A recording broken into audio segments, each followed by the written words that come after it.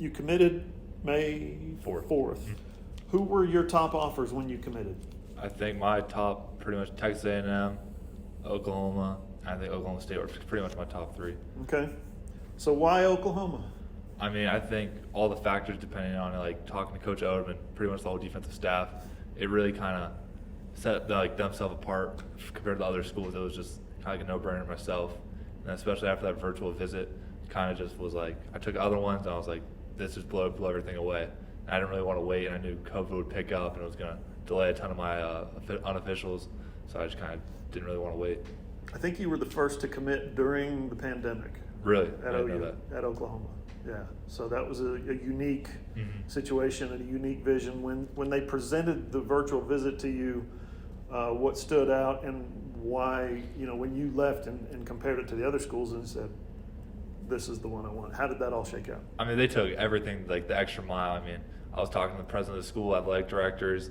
I mean, they got cars in the stadium, personal shots. Like, that it wasn't just one video they made and sent out to all the recruits. It was definitely video specialized for Danny Stutsman. Wow.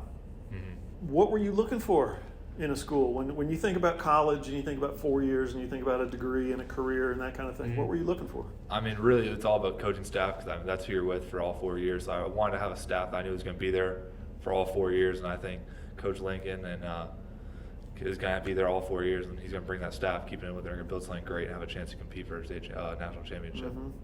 All right, let's talk real stuff here. Sooner Summit.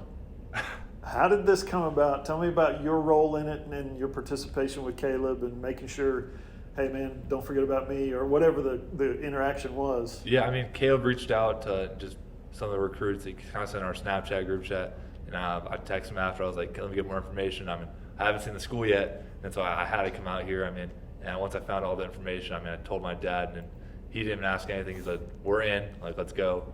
So, I mean, it works out perfectly. Finally get to see the school. What's important to you about Sooner Summit? What's it mean for you to be here and interacting with these guys? I mean, really meet the teammates. I mean, those can be your brothers. I mean, that's your family pretty much. So, I mean, just develop that relationship now before you start next year.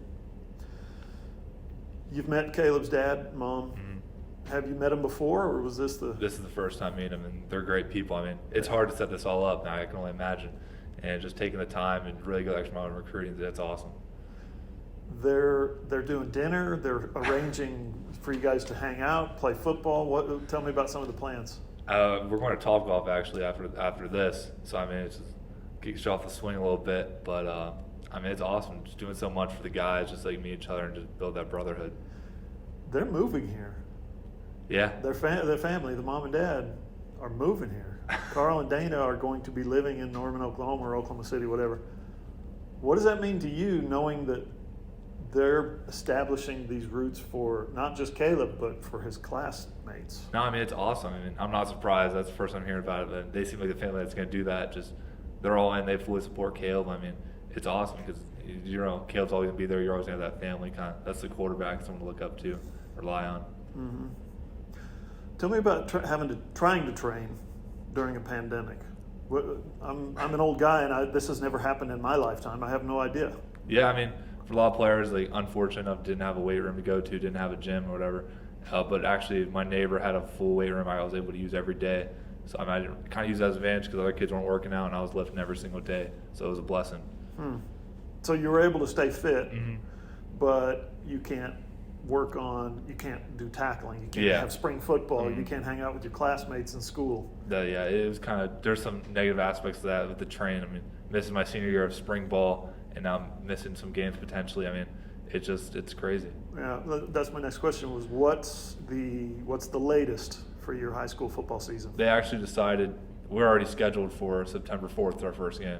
And we're doing like a little, kind of like a little bubble of the private schools. It's called like the Pac-8.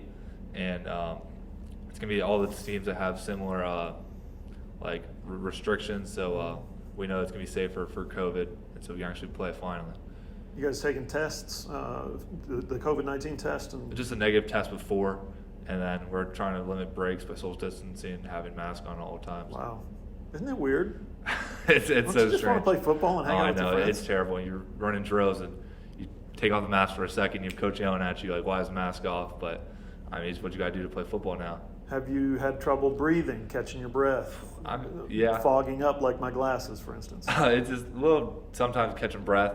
I mean, you kind of got to slip it off sometimes after a rep to get some extra air, but I mean, it's a sacrifice now. Yeah. And then the recruiting part, the virtual thing I'm sure was cool, but you're not getting quote unquote wine and dined like the 2019 class did, like probably the 2022 class will. You know what I mean? No, yeah, absolutely. I mean, it's awful, but I think hopefully officials visits opening back up. I'm not sure about anything, but there's still a chance. But I mean, you just gotta make the best of it. Yeah, bad timing on your part, basically. Yeah. That sucks. Tell me about your relationship with the OU coaches and how it kind of started and what it's kind of grown into over the past few months. I think it first started about probably in March, and then kind of just saw on Twitter like Coach Odom followed you. I was like, all right, that's neat, like another coach, but nothing really happened after that. And then after the Under Armour All-American camp, I kind of I think I performed well, and then like a few days after watching the tape and everything, Coach Odom was like, can we get on the phone? And that's really when we started building that connection. And then from there, he offered me, and then really talked to all of their coaches. And now we're at the point where I'm talking to Coach Odom every day, getting on Zoom calls with all the coaches and talking to Coach Riley, and then it's awesome. Yeah, well, describe what that's like, Zoom calls constantly. Yeah, I mean, it's different. I mean, but it's cool at the same time because you're talking to all the coaches, and then they're checking in. They want to say out to the parents. So, I mean, it's different. It's unique, but, I mean, you just got to make the best of it. Brian Odom, by the way, don't let anybody tell you.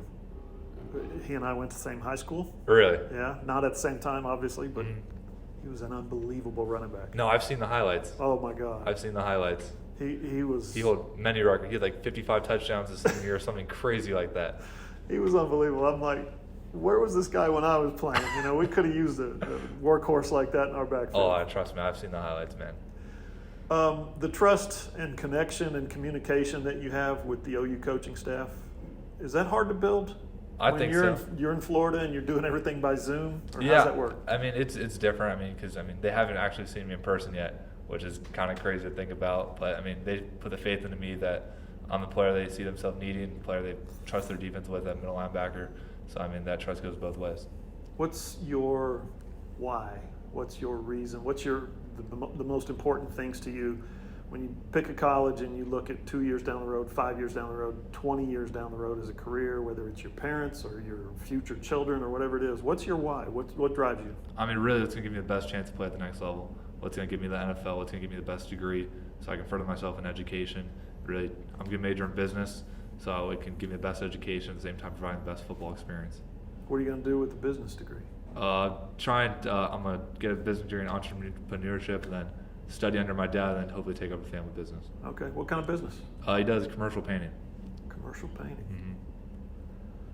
So commercial painting and your dad's business is kind of your why at some point, right? Yeah. It's at some level. Yes, sir. Okay. Why is that? Have you helped him before? I do some work here and there. I go to job sites, I pick up, put some bricks down, just lay it. Pretty beginner stuff, but hopefully work my way up and try to put my foot in that door. You want to own the business? That'd be nice. It'd be big time. Yeah, but I can't do it without a degree.